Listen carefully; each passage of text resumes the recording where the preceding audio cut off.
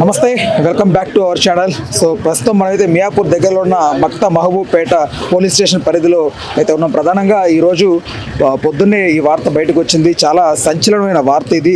ఒకే కుటుంబానికి చెందిన 5గురు ఒకటేసారి విషం పుచ్చుకొని మరీ మరణించడం జరిగిందంట. అయితే ప్రధానంగా దీని వెనుకున్న కారణాలు ఏంటి అనేది పోలీసులు దర్యాప్తు చేస్తున్నారు. అయితే వాస్తవానికి దీనికి అప్పులే కారణం మరణానికని అయితే ప్రధానంగా తెలుస్తోంది. ఇదే వాళ్ళు ఉంటున్నటువంటి యొక్క గృహం అన్నమాట. సో అయితే నిజంగా ఈ వార్త విన్నప్పుడు నిజంగా మనసు కలిచివేసింది. ప్రధానంగా ఇందులో లక్ష్మయ్య 60 సంవత్సరాలు గల వ్యక్తి, మరియు వెంకటమ్మ ఆయన యొక్క భార్య, అండ్ అల్లుడు అనిల్ 40 సంవత్సరాలు, కవిత అంటే లక్ష్మయ్య కూతురు 38, అనిల్ కవితలకు ఒక కుమార్తె ఉంది పాప అప్పు. సో ఆ పాపకి 2 సంవత్సరాలు. నిజంగా చాలా బాధాకరమైన విషయం. ఎందుకంటే పాప మా పసికందుకి ఎందుకు చనిపోతున్నామో తెలియదు. అసలు ఏం తెలియకుండా వీళ్ళ మరణంతో పాటుగా ఆ పాపను కూడా తీసుకెళ్ళిపోయారు. అసలు అంటే పసి బిడ్డ తనకి పుట్టి 2 సంవత్సరాలే అయింది ఆ అమ్మాయి ఈ భూమి మీదకి వచ్చి. కానీ అమ్మాయిని కూడా వీళ్ళు ఈ అప్పుల బాధతో వీళ్ళు చనిపోవాలని నిర్ణయించుకున్న తర్వాత ఆ పాపను కూడా వీళ్ళతో పాటు తీసుకుపోవడం జరిగింది. అయితే ఎందుకు ఇలాంటి నిర్ణయం తీసుకున్నారో, వీళ్ళని అసలు ఎంత అప్పు చేశారు, వీళ్ళని ఎవరైనా ప్రలోభ పెట్టారా, ఎవరైనా గట్టిగా వీళ్ళని ప్రశ్నించడం కానీ, వీళ్ళు ఇబ్బంది పెట్టడం కానీ, లేకపోతే వీళ్ళని ఎక్కువగా మానసిక వేదనకి గురి చేసి అప్పుల బాధలు మనం చూస్తే మామూలుగా రైతు ఆత్మహత్యలు అనేవి మనం బాగా చూస్తూ ఉంటాం. తరచుగా రైతు ఆత్మహత్య ఎంజాయ్ చేసుకుంటాడంటే ఒకటి తను చేసిన పొలం కోసం చేసిన అప్పు కోసం దాన్ని తీర్చలేక కట్టలేక వడ్డీకి చక్రవడ్డీగా మారి భారమై కట్టలేక పురుగుల మందు తాగి చనిపోయే పరిస్థితులు మనం ఎన్నోసార్లు చూసాం. అయితే ఇక్కడికి వచ్చి వాళ్ళ స్వస్థలం నుంచి ఇక్కడికి వచ్చి వలస వచ్చి ఇక్కడ బ్రతుకుతున్న వీరికి ఏం అప్పు ఉంది, ఎంత అప్పు ఉంది, అనేక రకాల అంశాలు, అనేక రకాల డౌట్స్ ఇంకా ఉన్నాయి. ఇంకా పోలీసుల తదుపరి విచారణలో ఇంకా అనేక రకాల విషయాలు తెలియాల్సి ఉంది. మీకు ఏమన్నా వాళ్ళతో ఏమైనా పరిచయం ఉందమ్మా? మా పరిచయం అంటే మా కులపోలే, మా వాళ్ళే పుట్టి ఇట్లా అయిందంటే చూడనీకి వచ్చినాం. బిడ్డ సొంతూరు ఎక్కడమ్మా అది? కర్ణాటక చేయడం దగ్గర రంజాలు. Okay okay. అక్కడ నుంచి ఇక్కడికి ఎందుకు వచ్చారు? వలస బతకనికి వచ్చారు. బతకనికి వచ్చారు. అప్పు అని తెలుస్తోంది. అప్పు వల్ల ఏదో కట్టలేక ప్రలోభాలు అవి అలా ఏం లేదండి. ఎవరు మాటలు నమ్మదు. కానీ అప్పుల వల్ల చదువుంటే వాడు ఎప్పుడో పిల్లలు పెళ్లి చేయకముందే వచ్చేవాడు కదా. పిల్లలు పెద్దగా అయినాక పిల్లలు కన్నా కష్టపడి పెళ్లి చేసింది. 2 ఆలుమోగాడు, ఒక కొడుకున్నాడు, కొడుకు పెళ్లికున్నాడు. అట్లా కావాలంటే ఎప్పుడో చచ్చిపోయాడు కదండి. అలాంటి వాళ్ళు కూతురికే పెళ్లి, కూతురు కొడుకున్నారు, ముగ్గురు కొడుకులు, ఒక్క కొడుకు, 3 బిడ్డలు, 3 బిడ్డలు పెళ్లిళ్ళు అయినాయి. చేసినాడా? ఓకే. అంటే పెళ్లిళ్ళ వల్ల అప్పులు పాలయ్యాడా? అప్పులు అంటే అందరికి ఉంటాయి కదండి. చిన్న చిన్న అందరు కోటేశ్వరులు కూడా అప్పులు ఉండడు. అందరు ఇలా చేసుకోరు కదా. ఇలా చేసుకోవాలంటే మేము నమ్మము. అది ఏం కాలేదు. అది కుడిలా ఏమున్నదో మాకు తెలియదు. ఇక అంటే చిన్న బిడ్డని సైతం వాళ్ళు తీసుకెళ్లిపోవాలి వాళ్ళతో పాటు అనే నిర్ణయానికి వచ్చారంటే ఎంత మానసిక వేదన గురై. రాత్రి వచ్చి మనకు ఇక్కడ ఇల్లు మారిందంట, ఇక్కడ ఏమో సామాన్ పెట్టిందంట, ఇలా చదువుకోవాలంట. ఈ అమ్మనైన దగ్గర పండుకొని పొద్దుగలేసి చదువుకుందాం అనుకున్నారు. తెల్లవారు వరకు భగవంతుడు ఇట్లా తీసుకుపోయిండు. అంటే ఎవరు తీసుకున్నట్టు తెలుస్తుంది? ప్రధానంగా ఒకటేసారి 5 మంది తీసుకున్నారు అంటే నలుగురు. మనం ఇంట్లో ఎవరం లేము కదా బిడ్డ. మనం ఇంట్లో ఎవరైనా ఒకరు బతికింటేనేమో ఇట్లుంటే ఇట్లా తిన్నారు, ఇట్లా చనిపోయారు అంటుండే. పండుకున్న 5 మంది పోయిండ్రు. మనకి ఎవరు చెప్తారు? మీతో ఎప్పుడైనా బాధలు పంచుకోవడం మేము పంచగొట్టాలి. మీరు ఎప్పుడైనా కలుస్తుంటారమ్మా? ఏదైనా విషయంలో కలుస్తుంటారు? మేము పీర్ల పండుగకి వస్తే సంవత్సరానికి ఒకసారి మేము ఆడ కర్ణాటకలో కలిసేవాళ్ళం. అక్కడికి వెళ్తే అక్కడ మాట్లాడేవాళ్ళం. కానీ మాకు తెలియదు కానీ మేము వాళ్ళు ఉన్నారని వాళ్ళు ఏమైనా పెళ్లి చేస్తేనేమో చెప్తే వస్తుంటే మాకు పెళ్లిళ్ళకి చెప్పలేరు, మేము రాలేము. అసలు ఎలా ఉంటారమ్మా వాళ్ళు? అందరూ బాగానే ఉంటారు. ఇంట్లో కలహాలు గానీ గొడవలు గానీ అందరి ఇళ్ళు ఉంటాయండి. చిన్న గొడవలు ఎవరికి లేక అందరికి ఉంటాయి. కానీ ఇట్లా పెద్ద గొడవలు చేసుకొని ఇట్లా చేసుకునే వాళ్ళు అయితే కారు వాళ్ళు చాలా మంచి వాళ్ళు. ఇద్దరు అందరు మంచి వాళ్ళే. సో అయితే మీరు ఎప్పటి నుంచి ఉంటున్నారండి ఇక్కడ? 4 months. మీరు వచ్చి 4 months అవుతుంది. Okay okay. వీళ్ళు మీరు రాకముందు నుంచి 4 years నుంచి ఉంటారు. 2.5 years నుంచి ఉంటారు. ఎలా ఉండేవాళ్ళు వారు మీతో? బాగానే ఉంటారు. మా రిలేషన్ వాళ్ళు కూడా. Okay okay. మీరంతా ఒకటే అంటే వాళ్ళది మా వైపు కర్ణాటక అన్నట్టు రిలేషన్. మామ అవుతారు మా వైపు. ఏం చేస్తుంటారు వీళ్ళు? మామూలుగా వీళ్ళ దినచర్య ఏంటి, ఎలా ఉంటది దినచర్య? నిద్ర లేస్తే అసలు మా పెద్దమ్మ పొద్దున మార్నింగ్ లేస్తుంది. పెద్దమ్మ పిలుస్తారు మీరు? పిలుస్తాం. లేచి వికాస్ స్కూల్ ఉంటది, బస్కి వెళ్ళిపోతుంది. పోతుంది కిన్నర్గా. సాయంత్రం మధ్యాహ్నం కూడా అక్కడ టిఫిన్ తీసుకెళ్తే అక్కడనే ఏం ఉంటుంది. చేస్తుంటది అక్కడ ఆవిడ? అక్కడ బస్ క్లీనర్. స్కూల్ పిల్లలకి తీసుకెళ్ళి దింపి మళ్ళీ ఎక్కించుకోవడం వల్ల అట్లా దింపి మళ్ళీ వచ్చేస్తారు. సాయంత్రం 5-6 గంటల వరకు కూడా వచ్చేస్తారు ఇంటికి. ఇక్కడనే ఉంటారు. ఇక ఆయన మా పెద్ద అయితేనేమో ఆయనకి ప్రజెంట్ పని ఏం చేస్తారు. ఇంతకుముందు మేస్త్రి చేస్తుండే, వర్క్ ఉంటే చేస్తారు, ఇంటి దగ్గర ఉంటాడు. రైట్. ఆయన ఏం చేస్తుంటాడు? ఆయన లక్ష్మయ్య మేస్త్రి చేతి కింద వర్క్ చేస్తారు. ఓకే. వాళ్ళ అల్లుడు కూతురు ఏ టైంలో వస్తారు? ఎవరెవరు ఉంటారు అసలు ఈ టైంలో ఎక్కువగా ఇక్కడ?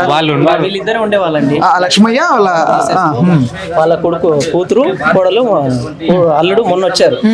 అయితే వాళ్ళు పక్కన రూమ్ తీసుకున్నారంట. రాత్రి సామాన్ కూడా అక్కడ షిఫ్ట్ చేశారు. వచ్చి వేరే దగ్గర నుంచి అక్కడ షిఫ్ట్ చేసుకొని ఈరోజు పొద్దున్న లేచి వెళ్ళిపోదాం అనుకున్నారు. ఈ మధ్యలో ఏం జరిగిందో తెలియదు ఎవరికి కూడా. మేము వచ్చేసరికి అన్ని బాడీలు ఇక్కడ ఉన్నాయి. మేము ఇక్కడ ఉన్నాం, బాచిపల్లిలో ఉంటాం. ఇక్కడ జరిగింది అనేసరికి మేము వచ్చాము ఇక్కడికి.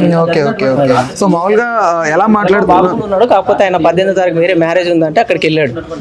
ఇంకా రాలేదు వాడు. వాడికి తెలియదు తెలీదా అసలు? ఓకే. ఇప్పుడు చెప్పినాము, అయితే బయలుదేరండి, వస్తున్నాడు. సో ఇక్కడ ఒకసారి మనం గమనిస్తే ఇక్కడ వీళ్ళు నైట్ ఏం కుక్ చేసుకుని తిన్నారు ఏంటనేది తెలుస్తుంది ఇక్కడ. రైట్. సో వీరు 4 ప్లేట్లు ఉన్నాయి. సో ఈ 4 ప్లేట్లు వాళ్ళవే అని అనుకోవచ్చు. సో ఇక్కడ ఈ దోశ ప్యాన్ అవ్వనివ్వండి, ఇక్కడ వాళ్ళు యూజ్ చేసినటువంటి ఏదైతే ఆ బ్యాటర్ మిక్స్ చేయడానికి యూజ్ చేసే దబరా ఇదంతా ఇక్కడే ఉన్నాయి. సో ఇదే వాళ్ళు ఉండే ఇల్లు. సో ఆ పాప బట్టల్లాగే కనిపిస్తున్నాయి నాకు ఇవి. నిజంగా చెప్పాలంటే చాలా బాధగా ఉంది.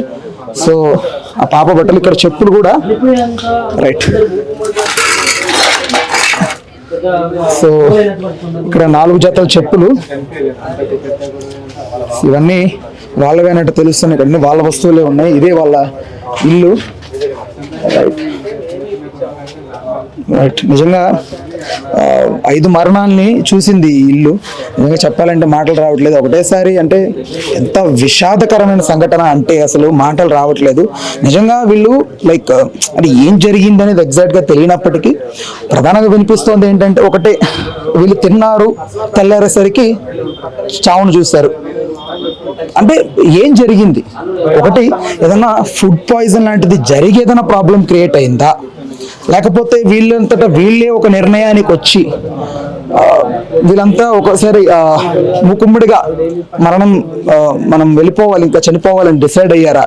అసలు ఏం జరిగింది అనేది ఒక మిస్టీరియస్ గా మారింది. నిన్న చూస్తున్నాం కూకట్పల్లిలో కూడా ఒక 12 సంవత్సరాల బాలిక మీద ఒక వ్యక్తి అతి పైశాచికంగా దాడి చేసి ఆ అమ్మాయిని చంపేశారు.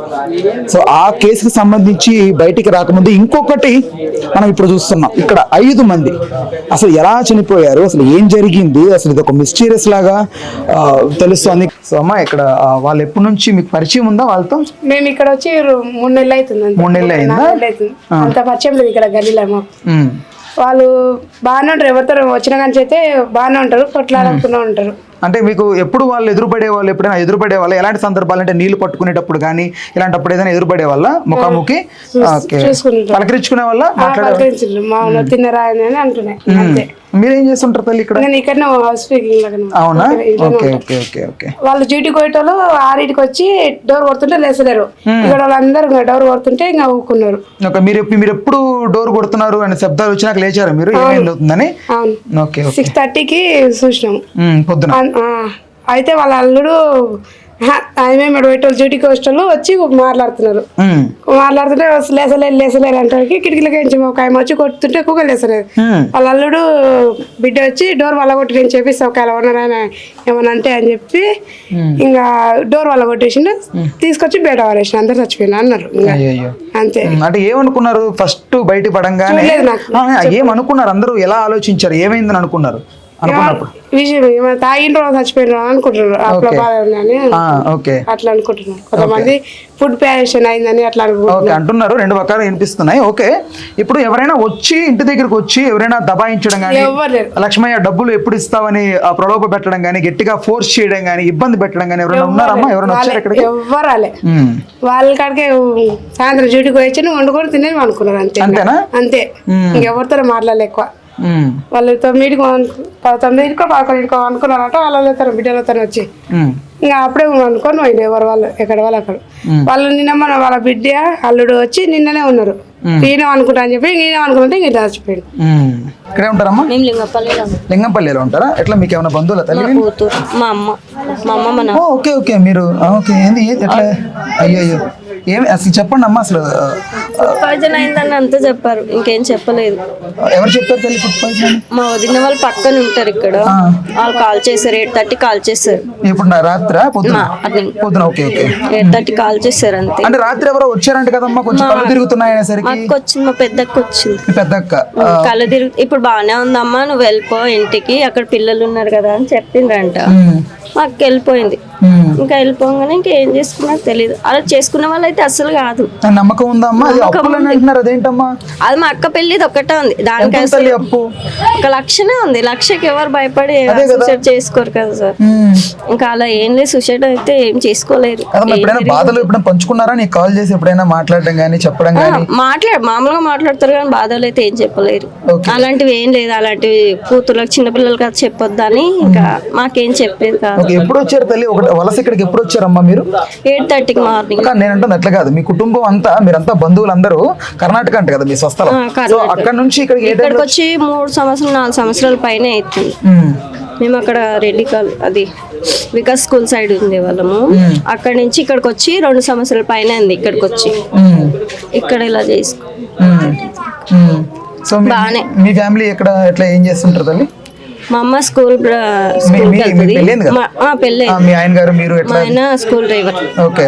వికాస్ స్కూల్లో. ఓకే. అదే స్కూల్లో పని చేస్తారంట కదా అందరు? అదే స్కూల్లో పని చేస్తారు. ఇక్కడ పక్కన ఉన్న ఆంటీ, అక్కడ మా వదిన వాళ్ళు చాలా మంది అక్కడ. జీతం ఎంత ఉంటుంది తల్లి? 8,000 ఇస్తారు. మా అమ్మ ఇంకా బయట పని చేసుకునేది అలా అని 4 ఇంట్లో పని చేసుకునేది. ఇంకా హ్యాపీగానే బాగానే ఉన్నారు. 10 days ముందు బాగానే మాట్లాడారు, నీ దగ్గరకు వస్తాం అమ్మ, ఎన్ని రోజులై రాలేము, వచ్చి నీ దగ్గర మాట్లాడి పాపను చూసి వెళ్తామని చెప్పారు. చెప్పి సరే అమ్మ మీరు వచ్చేటప్పుడు ఫోన్ చేయండి, నేను బావని పంపిస్తా, లేకపోతే మీరే తమ్ముడిని తీసుకుని రండి అంటే, సరే అమ్మ తమ్ముడినైనా తమ్ముడితో నేను వస్తాము, బావనైనా పంపి అని చెప్పాను. ఇంకా బాగానే మాట్లాడిండు. మార్నింగ్ లేసే వరకు మార్నింగ్ కాల్ చేశారు. 8:30 కాల్ చేస్తే ఇలా జరిగిందమ్మా అని మా వదిన వాళ్ళు కాల్ చేస్తే,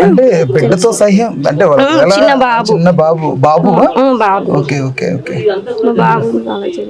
సో అయితే ఓవరాల్ గా ఇదే అయితే ఈ సంఘటనకు సంబంధించి ఇంకా అనేక రకాల కోణాల నుంచి పోలీసులు దర్యాప్తు చేసి దీనికి ఎగ్జాక్ట్ గా ఏంటి రీజన్ ఏమై ఉండొచ్చు అనేది బయటికి తీసుకురావాల్సి ఉంది. అయితే ఇంకొకటి చెప్పగలుగుతాను నేను, ఒకవేళ కనుక ఫుడ్ పాయిజన్ జరగడం వల్లే ఇది ఇలా జరిగింది అని కనుక నిర్ధారణ అయితే నిజంగా ఇది ఒక పెద్ద సంచలనంగా మారే అవకాశం ఉంది. ఎందుకు ఈ మాట అంటున్నానంటే, సామాన్యంగా ఫుడ్ పాయిజన్ అనేది జరగదు. ఒకవేళ జరిగి ఉండి నిజంగా వీళ్ళు ప్రాణాల మీదకి వచ్చిన కారణం అదే అయితే మాత్రం ఖచ్చితంగా మొత్తం రాష్ట్రం అంతా కూడా ఉలిక్కిపడేలాగా ఇలాంటి సిచ్యువేషన్ ఖచ్చితంగా క్రియేట్ అవుతుంది. ఎందుకంటే ఎవరు ఊహించరండి, రోజంతా కష్టపడేది ఎందుకు, అసలు వీళ్ళు ఇక్కడికి వచ్చింది ఎందుకు అంటే పట్టుకూటి కోసం ఇక్కడ దాకా వచ్చి 4 మెతుకులు టైంకి కడుపులోకి వెళ్ళడం కోసమే వీళ్ళు